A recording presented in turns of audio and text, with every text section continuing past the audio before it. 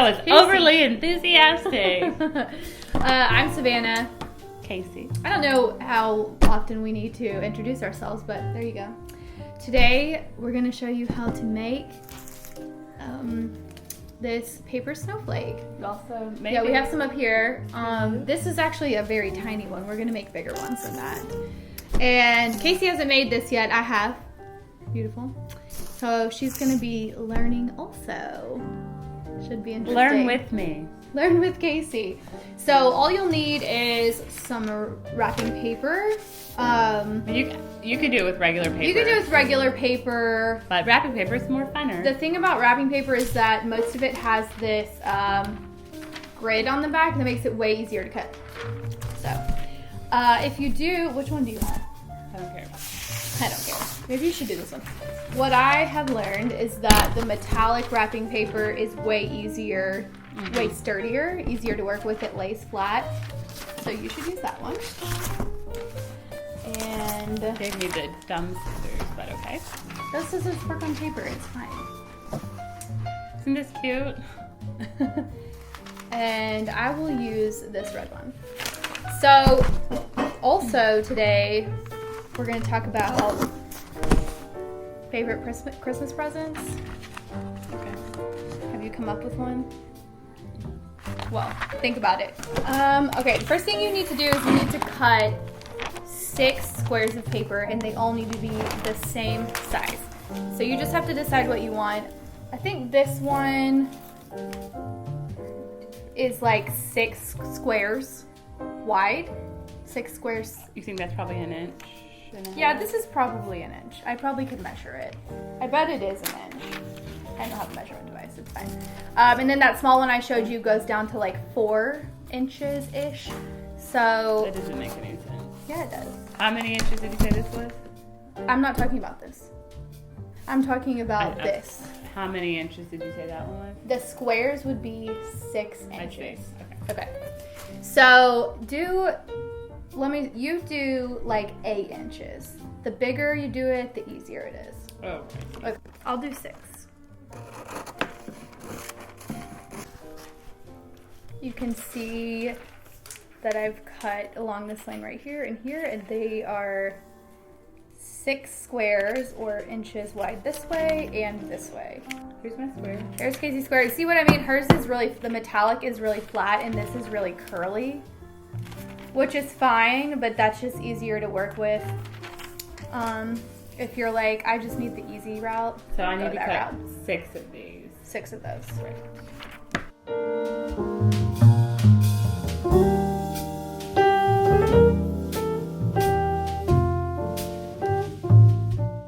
Have you thought about your favorite Christmas gift that you've ever gotten in your whole life?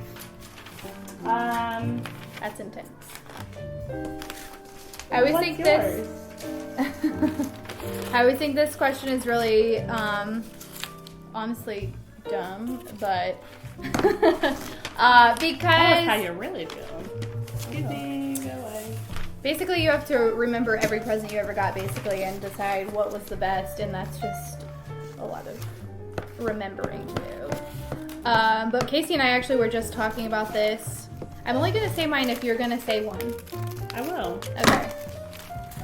And something came to mind that I think was basically my most memorable gift, because I just honestly don't remember a lot of things. You know, I remember I got an iPhone one time, and but one year when I was really young, I think I might have been probably 4, I got pixie dust for Christmas, and I thought it was the coolest thing ever. And I ran around sprinkling it on my head and my little brother's head, and we would jump off of little things. I remember specifically one time we were standing up on this little stool under the ceiling fan, sprinkling pixie dust. And, you know, because if you don't know what pixie dust is, it's Tinkerbell would sprinkle it on you and you could fly. So basically, I guess I just wanted to fly. I think I wanted pixie dust for Christmas, obviously. So I got it. And looking back, I think, I actually haven't asked my mom. I need to ask my mom about that. Mom, are you watching? You're already done? Oh, you're yakking over there. Anyway, my mom, I'm like, did she just put some glitter in a jar and write pixie dust on it? Because if so, that's the best thing ever. Or she, someone sold it like. Is that right? This one. Oh, I think I need to. Oh, yeah. Okay, good. Anyway, that's my most memorable Christmas gift. So, this probably isn't. This is what I remember. I remember a story that my mom told me. So I remember getting this for Christmas, but this will age me a little bit. But I apparently wanted a red-headed Cabbage Patch doll that had braids. Why red? I don't know. I just wanted one. And this was like during the time when it was like the Tickle Me Elmo craze, where people were beating each other up, and Cabbage Patch dolls were the same way. And my mom knew a lady, like she couldn't find any in town, and my mom knew a lady that was going to Chicago and had some sort of Cabbage Patch hookup. And she paid her Cabbage Patch $80 which was like in the 80s. She paid her like $80 to buy me this Cabbage Patch doll, and like she gave it to me for Christmas. And I was very adamant that I wanted it to have braided pigtails, and I don't know what was going on, but I opened it, and the first thing I did was unbraid her pigtails. How old were you? So I think I was like 4 or 5. Oh my gosh, that's hilarious. Did you braid them back? No, and honestly, and I don't think my mom knows this, but it was my least favorite Cabbage Patch doll I ever had. I literally like never played with her. I remember because I played with her for a really long time, and I had a bunch of different ones, and she was like the one that always sat in the back. That's hilarious. The moral of the story is you could buy a $2 jar of glitter and it will be your child's most memorable Christmas gift, or you could spend probably the equivalent of $150 on a toy and it will be your child's least favorite. I think that, gifts that mean something end up mattering more. But those are the hardest gifts to give. That was also a brat, so. Brat Casey. Okay, so the next thing we're going to do after you have your 6 same size squares, you're going to fold it into a triangle. Ooh. And it doesn't have, you want to line the lines up, but it doesn't have to be so perfect. Miss Perfectionist over here.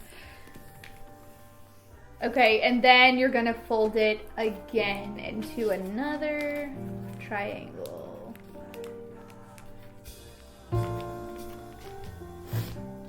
So then you'll have something like this. Okay, and keep it small like that, and then do all of them. Just this? Just do it 2 times? Yep, just 2 times.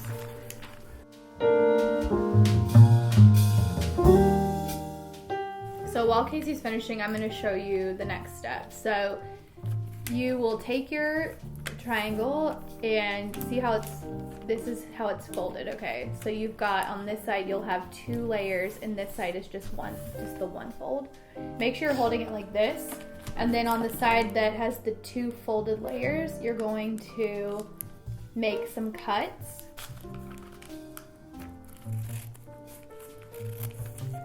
So I did 1 cut, Thank God it's Christmas. 2 cuts, 3 cuts, okay? And you want to make sure that you don't cut all the way to this fold. You're just cutting diagonally and stopping about a ½ an inch away from this top part. Okay, so you've got the 2 folds over here and 1 fold here, and you're going to cut on this side. So we're going 1 cut, stopping a ½ inch away from that side, and then 2 cuts, 3 cuts. And then I'm just going to show you what it looks like when you unfold it. It's got all these little slits in it, okay? Still square, but it just has these little slits. Oh, maybe this side's better. the one fold. This is the 2 folds, and I'm cutting on this side. Yep. 3 cuts. And another way, once you know where you're doing the cuts, you can put these together and cut up to 3 at a time instead of doing everything individually.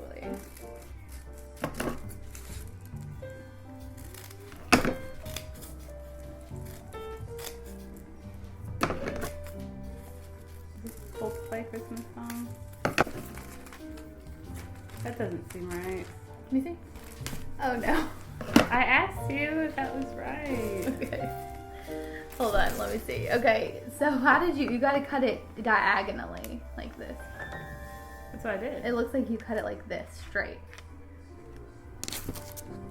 This is what happens if you're doing it wrong. Okay? I don't understand. Don't do it like this. You went like this. Yeah. Okay, don't cut like this. Cut diagonally. Like where you're lining up with this. Yep. You can't see that. No. Big edge. See? Okay, and make this one go all the way here. Wow. Guys, sorry if I'm not explaining this very well. Well, some of us were still folding while you were giving instructions. Yeah, so you want to fold where cut where your scissors are in line with this. With the raw edges. Whereas I was cutting She was cutting a lot, like parallel to the fold. You want to cut parallel to the raw edges. And you did it! But I'm just going to go ahead and unfold all of mine since they're cut.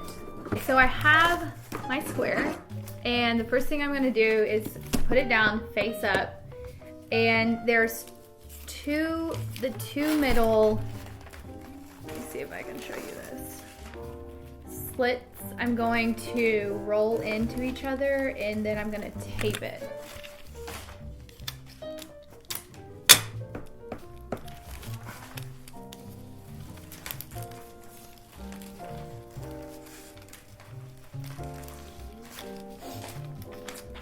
Okay.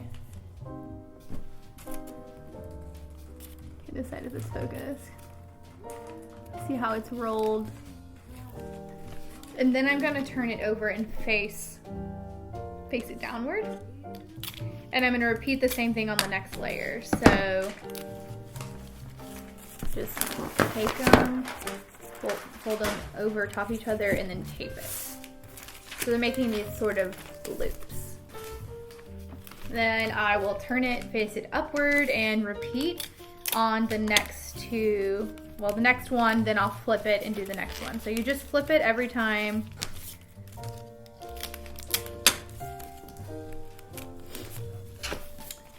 Roll them this on top of each other, tape it. And then you'll end up with something that looks like this. This looks better over you. There you go. And then you're gonna repeat this and do it on all 6 of your papers.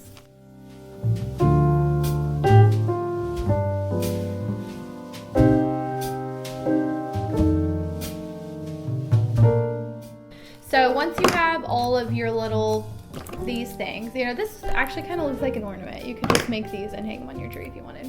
You were cheap. I mean, you're going to see how the tops of them up here, one side is the color and one side is the back side of the wrapping paper. You're going to make sure they're all going the same direction, okay?